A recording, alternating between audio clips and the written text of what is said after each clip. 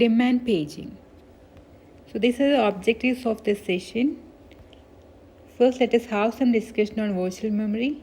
And actually, demand paging is one way of implementing this virtual memory. So we can have a detailed discussion on this demand paging, different page replacement algorithms used there, and also some allocation of frame, methods of allocation of frames.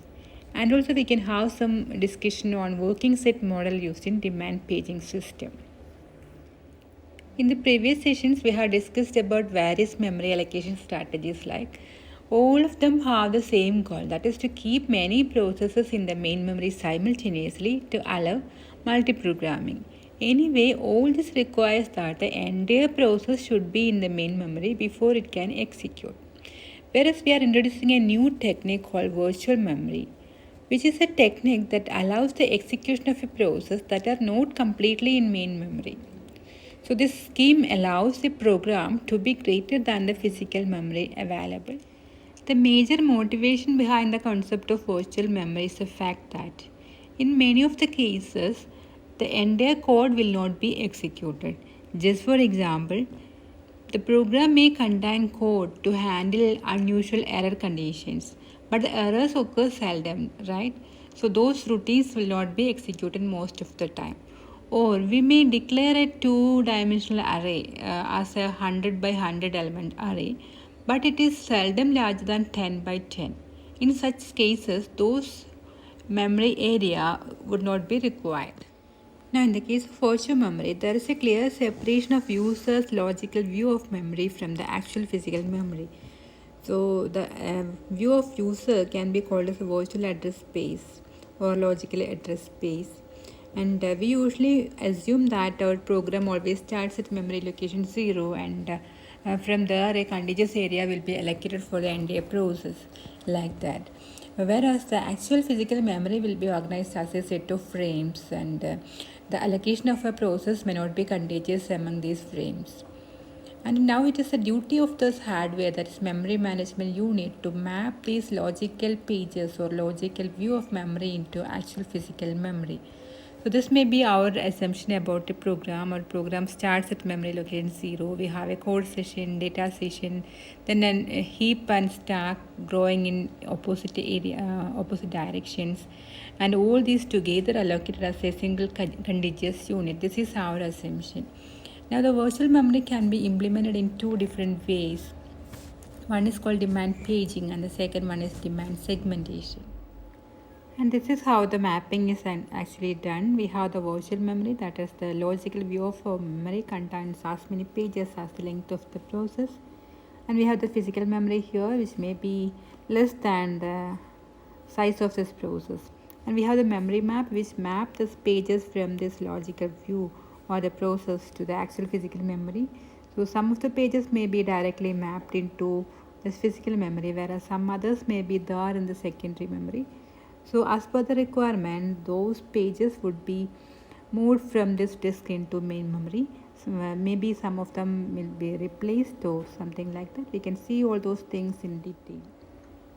Now coming to demand paging. So one way of implementing the virtual memory is through demand paging. Now let us think about how an executable program might be loaded from a disk into memory. Obvious solution is to load the entire program in physical memory at execution time. But we may not initially need the entire program in memory. So an alternative strategy is to load pages only as they are needed. And this technique is called demand paging. So here less input-output operation will be required because we are bringing only the required pages. Definitely the amount of memory required for each process will be less.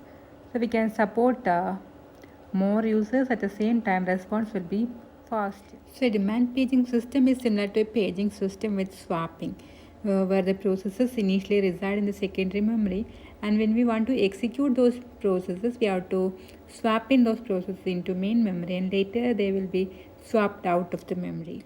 And instead of swapping the entire process, we are swapping only the required pages.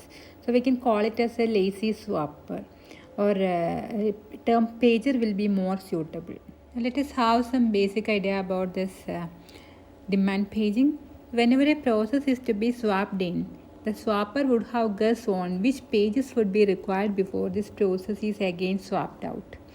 So instead of swapping the entire process, the pager would bring only those pages. So how to determine the set of pages required? Definitely we have to modify our memory management unit, right, to implement this demand paging. So if the pages required is already there in the memory or they are memory resident, there is no problem, we can continue the execution. But in case of demand paging, these pages may not be in the memory, so we have to bring. So how to detect whether a page is there or not, how to find out? So remember the valid invalid bit in our page table, so that can be used here also. So with each page table entry we have a valid invalid bit, right? So it will be either V or I. Okay, so let us modify the meaning of this bit in case of demand paging. So if that bit is marked as V valid, that means that access to that page is legal, that is that page belongs to the address space of that process, and also that page is memory resident, is already there in the main memory. And if it is marked as invalid, the meaning is that either that page does not belong to this process, that is, the access is illegal, or the access is legal but the page is not there in the main memory. So two different reasons by which the bit can be marked as invalid. So when a process executes and accesses pages that are in memory, the execution proceeds normally. But what happens if the process tries to access a page not yet brought into memory? That is called a page fault. We can see an example here. We have the logical memory with 8 different pages, and we have the page table with 8 entries, and only 3 pages are actually there in the memory resident. All other 5 pages are there in disk. So if we are referring those pages, page fault occurs, right?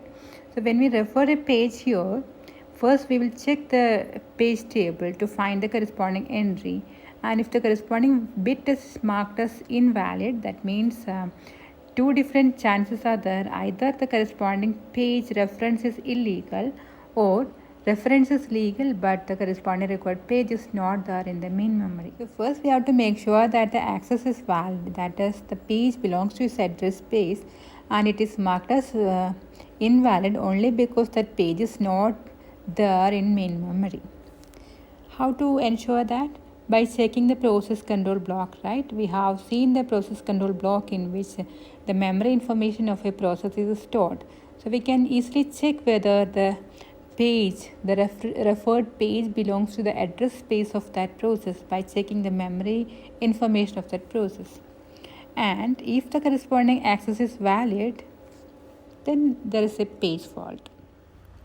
So if the reference is actually invalid, there is no other way we have to abort the process.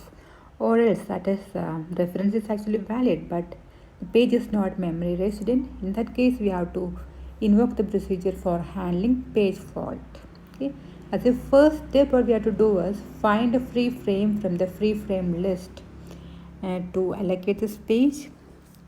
Then schedule a disk operation to read the desired page into the newly allocated frame. When the disk read is complete, update the corresponding tables like internal table and also page table to indicate that the page is now in memory. After that, restart the instruction that caused the page fault. Now that instruction can access the corresponding page. And let us go through different steps of this page fault handling. So use a program referring a memory address M which belong to a particular page. So refer the page table for that process to find out whether the corresponding page is already there in the main memory. Here it's marked as invalid. So it's not there in memory or some issues are there. So a trap will be generated and the control will be moved into the OS. Now OS will check the internal table to find out why it is marked as invalid. Okay. So here it is found it as the reference is valid but the required page is not there in the main memory, it is there in the backing store. So go to that backing store, initiate a disk operation there to bring the corresponding page into the physical memory, find a free frame and allocate that page into this free frame. After bringing that page, update the corresponding page table entry, mark it as valid, and update the internet table also. After doing this, restart the instruction. That's the sixth step. So these are the different steps to handle a page fault. Now let us go through different aspects of demand paging. So in the extreme case, we can start executing a process without having any pages in memory. So when the operating system sets the pointer to the first instruction, which is a non-resident memory page definitely, the process immediately falls for the page. After this page is brought into memory, the process continues to execute, faulting for every non-resident page until every page that is required is there in the memory. At this point, it can execute with no more faults. This is called pure demand paging, that is, never bring a page into memory until it is actually required. But there can be chances that program may refer multiple pages during a single instruction execution. And just like example, one for the instruction and many for the data. The pure demand paging here would result in very unacceptable system performance. So definitely it would be better to load a set of pages using a locality of reference principles. You may know the two different principles of locality we are usually using. Those are temporal locality and spatial locality. So using these principles, a set of pages would be already brought into main memory and we can start the execution. The temporal locality principle states that a program will have a tendency to refer the pages which are recently referred, and spatial locality principle states that the program will have a tendency to refer nearby pages. So using these principles, some of the pages will be brought into main memory before execution. So these are all about the basics of demand paging. In the next session, we can see the page replacement algorithms used in demand paging. Thank you.